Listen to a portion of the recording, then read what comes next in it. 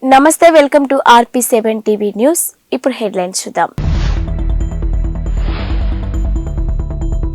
ఇవాళ మరో 2 గ్యారంటీలకు ప్రభుత్వం శ్రీకారం. సెక్రటరియట్ వేదికగా లాంఛనంగా ప్రారంభించనున్న సీఎం.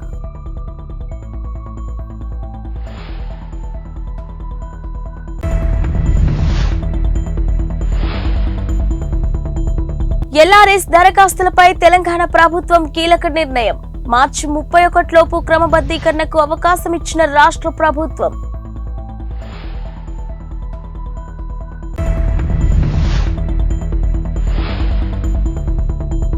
బీజేపీ మాజీ ఎమ్మెల్యేకు కాంగ్రెస్ లీగల్ నోటీసులు. దీపాదాస్ మున్షిపై వ్యాఖ్య నేపథ్యంలో సమన్లు.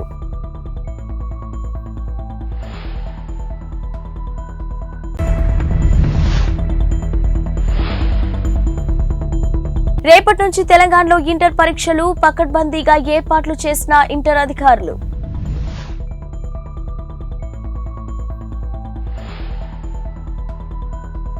తెలంగాణ ప్రభుత్వం మరో 2 పథకాలను మంగళవారం ప్రారంభించనుంది. కాంగ్రెస్ పార్టీ ఎన్నికలకు ముందు 6 గ్యారంటీలు ఇచ్చింది. ఇక ఇందులో ఇప్పటికే కొన్నింటిని అమలు చేశారు. తాజాగా మరో 2 పథకాలను ముఖ్యమంత్రి రేవంత్ రెడ్డి ఇవాళ సాయంత్రం ప్రారంభించనున్నారు. ఇందుకు సంబంధించి తెలంగాణ ప్రభుత్వం ఆహ్వాన లేఖను విడుదల చేసింది.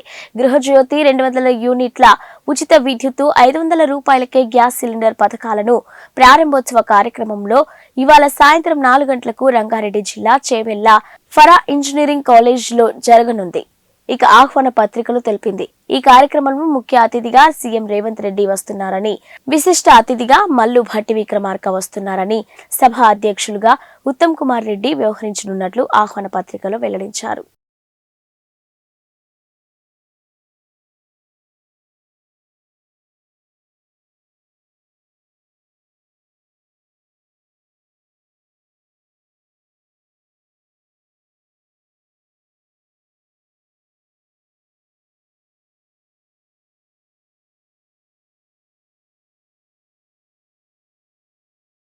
LRS దరఖాస్తులపై తెలంగాణ ప్రభుత్వం కీలక నిర్ణయాలు తీసుకుంది. ఇక 2020లో స్వీకరించిన LRS దరఖాస్తులను మార్చి 31 లోపు క్రమబద్ధీకరణకు అవకాశం ఇవ్వాలని కాంగ్రెస్ ప్రభుత్వం నిర్ణయించింది. లేఅవుట్లు క్రమబద్ధీకరణ చేసుకునేందుకు వీలు కల్పించింది. దాంతో 20 లక్షల మందికి ప్రయోజనం చేకూరనుంది. ఇక దేవాలయాల వక్ఫ్ భూములు, ప్రభుత్వ భూములు, కోర్టు ఆదేశాలు ఉన్న భూములు తప్ప ఇతర భూముల రెగ్యులరైజేషన్ కు అడ్డంకులు తొలగినట్లయింది. ఇక లేఅవుట్ల భూములను క్రమబద్ధీకరణ చేసుకునేందుకు గతంలో బీఆర్ఎస్ ప్రభుత్వం LRS విధానాన్ని తీసుకొచ్చింది. గతంలో బీఆర్ఎస్ ప్రభుత్వం తీసుకొచ్చిన LRS వల్ల స్థానిక సంస్థలకు ఆదాయం సమకూరింది. ఇక అనుమతి లేకుండా చేసిన లేఅవుట్లలో కొనుగోలు చేసిన వారికి క్రమబద్ధీకరించుకునే అవకాశం సర్కారు మరోసారి ఇవ్వనుంది. ఇక అనధికారాలే లేఅవుట్లలో ప్లాట్లు కొనుగోలు చేసిన వారు ఇల్లు నిర్మాణానికి అనుమతులు రాక అటు అమ్ముకునేందుకు వీలు లేకుండా ఉండేది. ఈ క్రమంలో ఆ లేఅవుట్లలో ఉన్న ప్లాట్లను క్రమబద్ధీకరించడానికి గత ప్రభుత్వం LRS స్కీమ్ తీసుకొచ్చింది.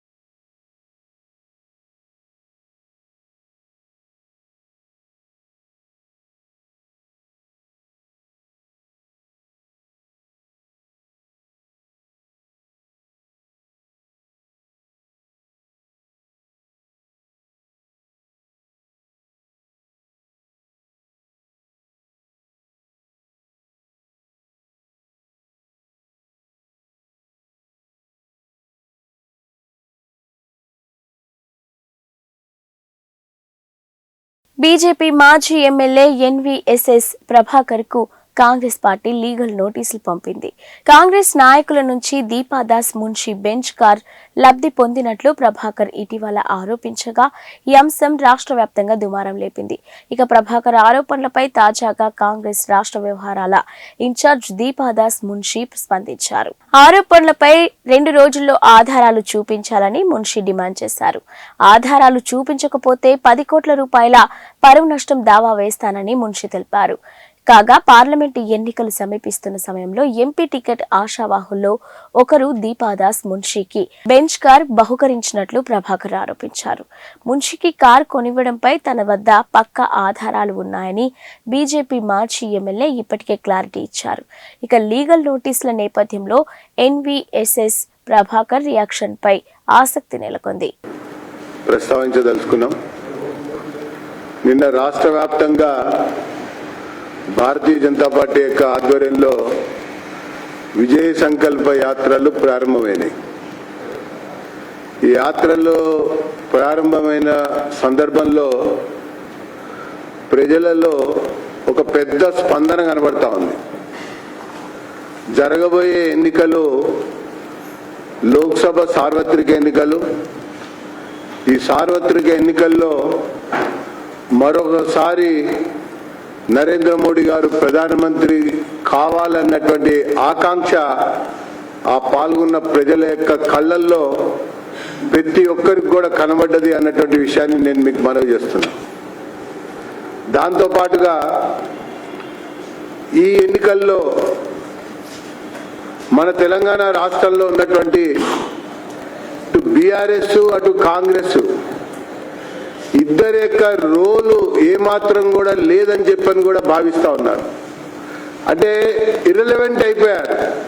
ఇవి పార్లమెంట్ ఎన్నికలు, మరొకసారి మోడీని గెలిపించడం కొరకు జరుగుతున్నటువంటి ఎన్నికల్లో మన పాత్ర ఉండాలి, మన ప్రమేయం ఉండాలి, అన్నిటికంటే ఎక్కువ మన ప్రాతినిధ్యం కూడా ఉండాలి అన్నటువంటి ఒక అభిప్రాయంతో తెలంగాణ ప్రజానికం ఈ యాత్రలకి బ్రహ్మరథం పడుతూ మరి ఆ రకంగా ముందుకు సాగుతున్నటువంటి ఒక వైనాన్ని చూసినటువంటి తర్వాత ఈ కాంగ్రెస్ బీఆర్ఎస్ యొక్క గుండెల్లో రైలు పరిగెడతా ఉన్నాయి.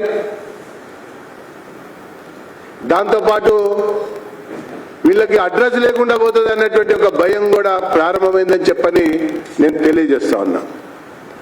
ఇక పోతే ఇంకొక ముఖ్యమైనటువంటి అంశం,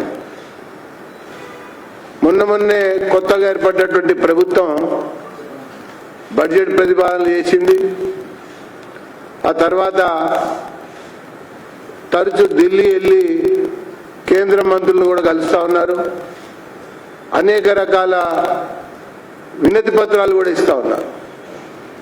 ఒక ముఖ్యమైన విషయం ఏంటంటే రాష్ట్రంలో ఆర్థిక పరిస్థితి గాడి తప్పింది.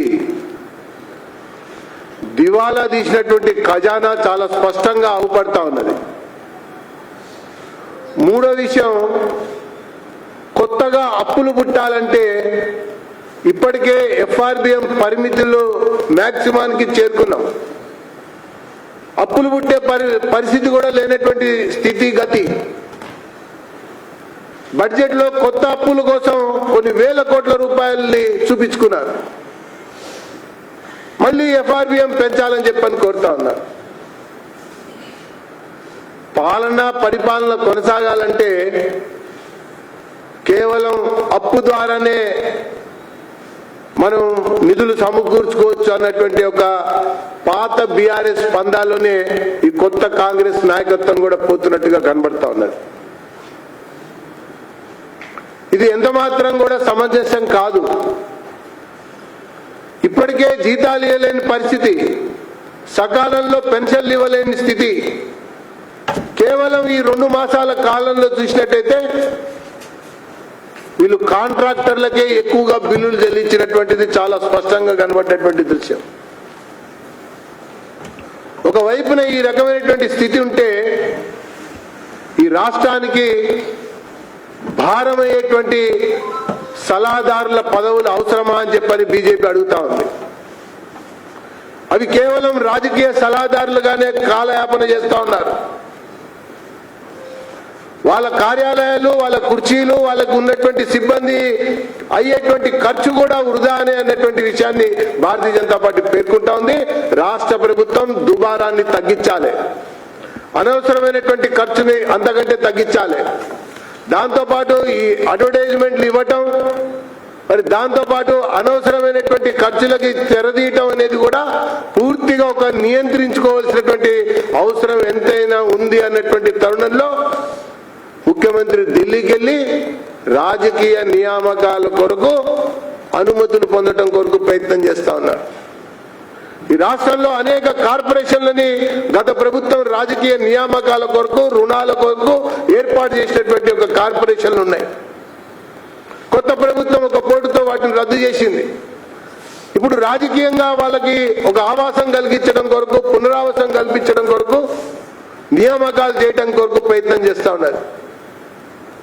ఇది ఎంత మాత్రం కూడా తగదు. ఇది ఖజానాపై అదనపు భారమే. దాంతోపాటు ఇది వృధా చేసేటువంటి ఒక వ్యవహారమే. కాబట్టి తక్షణమే ఈ యొక్క ప్రగతి నగర్లోని అలిఫ్ గౌతమ్ మోడల్ స్కూల్లో ప్రజ్ఞాన్ నాలెడ్జ్ ఎక్స్పో ఏ నాలెడ్జ్ ఎడ్యుకేషన్ ఫెయిర్ కార్యక్రమం నిర్వహించారు.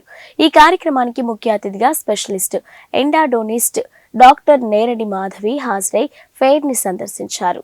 ఉపాధ్యాయులు విద్యార్థులతో అక్కడికి ఏర్పాటు చేసినటువంటి ప్రాజెక్ట్స్ గురించి వివరాలు అడిగి తెలుసుకున్నారు. ఈ ఫెయిర్ గురించి పిల్లలకు ఎలాంటి జ్ఞానం లభిస్తుందో ఆమె వివరించారు. ఈ కార్యక్రమంలో ప్రిన్సిపాల్ సలోమి పాల్ ప్రసంగించి ఈ ఫెయిర్ గురించి విద్యార్థినులకు వివరించారు. ఈ కార్యక్రమాన్ని నిర్వహించడం విద్యార్థులకు ఎంతో జ్ఞానాన్ని పెంపొందిస్తుందని ఆమె అన్నారు. ఈ ఎక్స్పో నిర్వహించడం ద్వారా మరింత జ్ఞానాన్ని నేర్చుకున్నట్లయిందని టీచర్లు, విద్యార్థులు ఆనందం వ్యక్తం చేశారు. ఈ కార్యక్రమంలో జిఎంఎస్ డీన్ రాధిక, టీచర్లు, విద్యార్థులు తదితరులు పాల్గొన్నారు.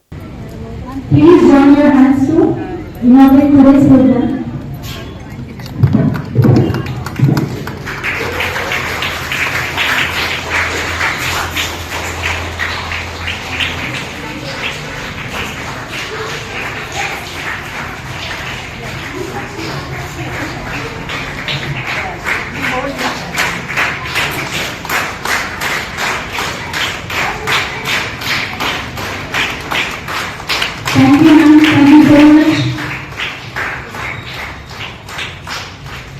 Now I would like to invite Madhavi Garu to lighting the lamp to start today's program.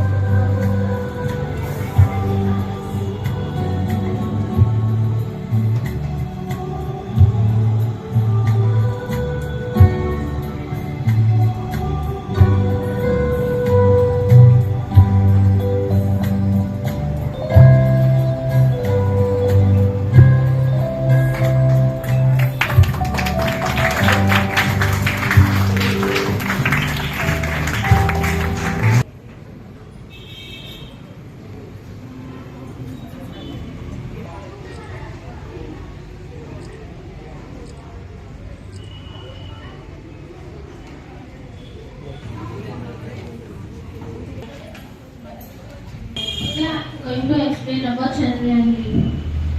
This is my science project, the third moon mission by ISRO. The full form of ISRO is Indian Space Research Organization. The cost of Chandrayaan-3 is 600 crore rupees. Chandrayaan-3 is launched on 14 July 2023 from Sriharikota. Chandrayaan-3 is launched using LVM-3 rocket. The rocket has 3 stages. In first stage, the 2 boosters will be used. In second stage, the Vikas engine will be used. In third stage, the cryogenic engine will be used. This is where Chandrayaan-3 is located. Chandrayaan-3 has 3 parts: orbiter, lander, and rover.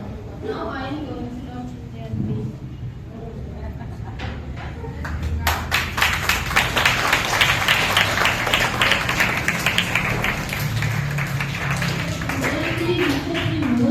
The lander is separated from the orbiter. The lander lands on the moon and the Pragyan rover comes out from the lander. The Pragyan rover stays on the moon for 14 days. The purpose of this to achieving safe landing, exploring lunar surfaces, searching invaluable scientific data. This technological challenge was undertaken by India and led by ISRO. Thank you. Hey ma'am, my name is Anandi Chandran. I am studying the 6th class.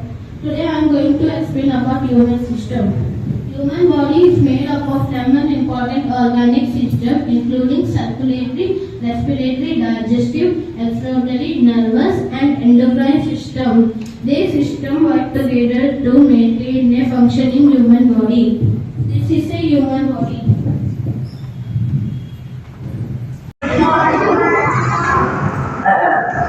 Just I would like to say a few words on this occasion. TMS Ali branch, as we are celebrating or conducting educational fair, just to increase the knowledge or the innovative thinking from the students' end. Always TMS Ali branch stands for developing the students, motivating them and working to give good knowledge, logical thinking, innovative thinking, reasoning, so that as they grow to higher classes, they can do the best. We, the staff of TMS Ali branch, always standing for that, and we hope and we expect the support from the parents and also, and here the teachers always they are ready to work, put all the efforts in training the students, and very important thing, I congratulate all the students for your excellent performance. Thank you so much. Congress అగ్రనేత రాహుల్ గాంధీ లోక్సభ ఎన్నికల్లో తెలంగాణ నుంచి పోటీ చేయనున్నట్లు తెలుస్తోంది. ఈ మేరకు నిర్ణయించినట్లు Congress party ఉన్నత వర్గాలు తెలిపాయి. ఇక రాష్ట్రం నుంచి అత్యధిక ఎంపీ స్థానాలను గెలుచుకోవాలనే లక్ష్యంతో ఉన్న కాంగ్రెస్ ఈ మేరకు అభ్యర్థుల ఎంపికపై కసరత్తు ముమ్మరం చేసింది. రాహుల్ గాంధీ తెలంగాణ నుంచి పోటీ చేస్తే ఇక్కడ పార్టీ మరింత ప్రభావం చూపుతుందని హస్తం వర్గాలు భావిస్తున్నాయి. అటు ఇప్పటికే మెజార్టీ స్థానాల్లో అభ్యర్థుల విషయంలో అధిష్టానం ఇప్పటికే ఓ నిర్ణయానికి వచ్చింది.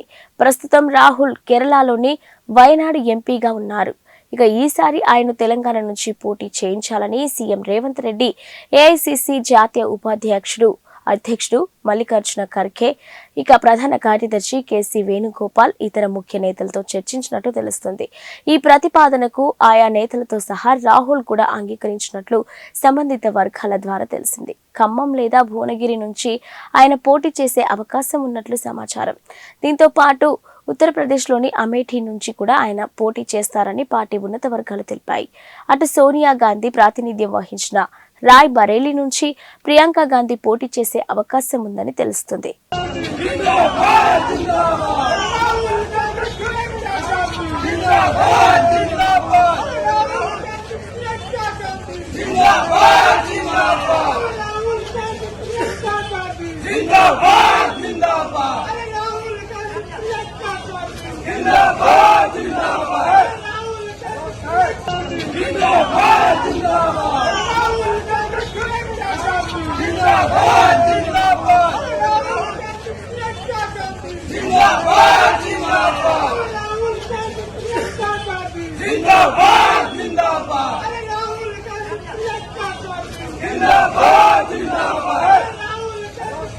తెలంగాణలో బీజేపీ అగ్రనేతలు వరుస ఎన్నికల పర్యటనలకు సిద్ధమవుతున్నారు.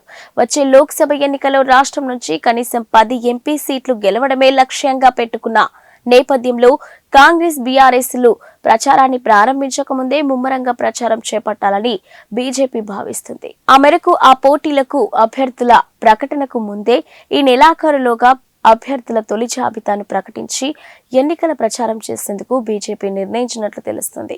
ఈ నేపథ్యంలో ప్రధానమంత్రి నరేంద్ర మోదీ, కేంద్ర హోంమంత్రి అమిత్ షా, పార్టీ జాతీయ అధ్యక్షుడు జేపీ నడ్డా సహా అగ్రనేతలు రాష్ట్రంలో పర్యటించి సభలు నిర్వహించేందుకు సన్నద్ధమవుతున్నట్లు తెలుస్తుంది.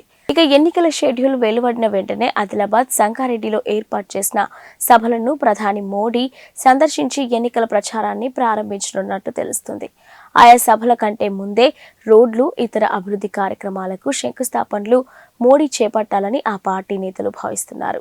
అయితే ఈ నెల 29న ఢిల్లీలో జరిగే బీజేపీ పార్లమెంటరీ బోర్డు సమావేశంలో 17 స్థానాల్లో మెజార్టీ స్థానాలకు అభ్యర్థులను ప్రకటించే అవకాశం ఉన్నట్లు తెలుస్తుంది.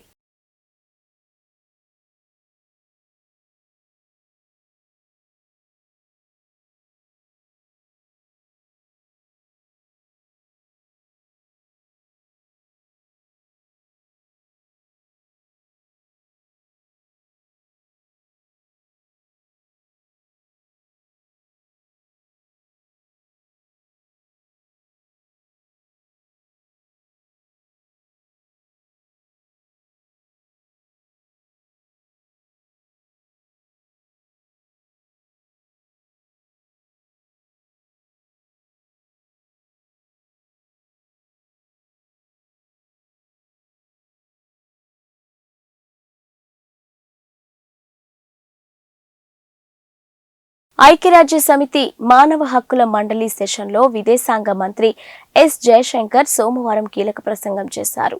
గాజాలో ఇజ్రాయెల్ యుద్ధం కారణంగా మానవతా సంక్షోభ పరిస్థితులు ఉత్పన్నమవుతున్నందున పరిష్కారంపై ఇరు దేశాలు దృష్టి పెట్టాలని సూచించారు. ఇజ్రాయెల్లో హమాస్ ఉగ్రదాడిని భారత్ ఖండిస్తుందని పునరుద్ఘాటించారు. ఉగ్రవాదం, అమాయకులను, బందీలను తీసుకోవడం ఏమాత్రం ఆమోదయోగ్యం కాదని భారత్ వైఖరిని ఆయన స్పష్టం చేశారు. ఇక ఈ వివాదం ఇతర దేశాలకు వ్యాపించకూడదని ఆశిస్తున్నట్లు తెలిపారు. ఈ మేరకు ఐరాస మానవ హక్కుల మండలి 55వ సెషన్లో ప్రసంగించారు. న్యూఢిల్లీ నుంచి వీడియో లింక్ ద్వారా ఆయన మాట్లాడారు. అంతర్జాతీయ మానవతా చట్టాలను ఎల్లప్పుడూ గౌరవించాలని సభ్య దేశాలను జయశంకర్ కోరారు. మానవ హక్కుల సంస్థాగత హామీలకు భారత్ కట్టుబడి ఉంటుందని జయశంకర్ పేర్కొన్నారు. ప్రపంచవ్యాప్తంగా మానవ హక్కుల సమస్యల కోసం పరిష్కారాలను కనుగొనడంలో భారత సహాయ సహకారాలు ఎప్పుడూ అందిస్తుందని స్పష్టం చేశారు. భౌగోళిక, రాజకీయ సవాళ్లకు సమర్థవంతమైన ప్రతిస్పందన కోసం బహుళ పాక్షిక విధానాలను సంస్కరించాల్సిన ఆవశ్యకత ఎంతైనా ఉందని ఈ సందర్భంగా జయశంకర్ తెలిపారు. గ్రూప్ 1 పరీక్షకు సంబంధించిన టీఎస్పీఎస్సీ మరో కీలక ప్రకటన చేసింది. రాష్ట్రంలో 563 గ్రూప్ 1 పోస్టుల ప్రిలిమినరీ పరీక్షలను జూన్ 9న నిర్వహించనున్నట్టు ప్రకటించింది. పేపర్ లీకేజీతో పాటు ఇతర కారణాల వల్ల గత ప్రభుత్వం 2022లో ఇచ్చిన గ్రూప్ 1 నోటిఫికేషన్ను రేవంత్ రెడ్డి ప్రభుత్వం రద్దు చేసింది. నాటి నోటిఫికేషన్లో పోస్టులకు అదనంగా మరికొన్ని జోడించి తాజాగా మరో గ్రూప్ 1 నోటిఫికేషన్ జారీ చేసింది. ప్రస్తుతం వీటి దరఖాస్తు స్వీకరణ ప్రక్రియ కొనసాగుతుంది. మార్చి 14న చివరి తేదీ కాగా భూగర్భ జల శాఖలలో వివిధ గెజిటెడ్, నాన్ గెజిటెడ్ అధికారుల పోస్టులకు నిర్వహించిన రాత పరీక్ష జనరల్ ర్యాంకు జాబితాను కూడా టీఎస్పీఎస్సీ ప్రకటించింది. ఈ లిస్టును వెబ్సైట్లో అందుబాటులో ఉంచింది. అభ్యర్థుల ధృవీకరణ పత్రాల పరిశీలనకు ఎంపికైన అభ్యర్థుల జాబితాను తర్వాత ప్రకటిస్తామని తెలిపింది. రేపటి నుంచి తెలంగాణలో ఇంటర్ పరీక్షలు ప్రారంభమవుతున్నాయి. ఈ నేపథ్యంలో ఇంటర్ బోర్డు కార్యదర్శి శృతి మీడియాతో మాట్లాడుతూ రాష్ట్ర వ్యాప్తంగా 1521 సెంటర్లను ఏర్పాటు చేశామని చెప్పారు. 70 ఫ్లయింగ్ స్క్వాడ్స్, 200 మంది సిట్టింగ్ స్క్వాడ్స్, 27,900 మంది ఇన్విజిలేటర్లు విధుల్లో పాల్గొంటారని తెలిపారు. Inter first and second year పరీక్షల మొత్తానికి 9,80,978 మంది విద్యార్థులు హాజరవుతున్నారని చెప్పారు. రేపు ఉదయం 9 గంటల నుంచి మధ్యాహ్నం 12 గంటల వరకు పరీక్ష జరుగుతుందని శృతి తెలిపారు. 1 నిమిషం ఆలస్యమైన ఎగ్జామ్ సెంటర్లోకి అనుమతించబోమని స్పష్టం చేశారు. ఇక విద్యార్థులు పరీక్ష కేంద్రాలకు చేరుకోవడానికి ప్రత్యేక బస్సులను ఏర్పాటు చేయాలని ఆర్టీసీ అధికారులను కోరామని తెలిపారు. ఎగ్జామ్ సెంటర్లలో సీసీ కెమెరాలను ఏర్పాటు చేస్తున్నామని చెప్పారు. విద్యార్థులు మొబైల్ ఫోన్లు, ఎలక్ట్రానిక్ పరికరాలను తీసుకురాకూడదని తెలిపారు. పరీక్ష కేంద్రాల్లోనే నీరు, వైద్య సదుపాయాలు అన్ని ఉంటాయని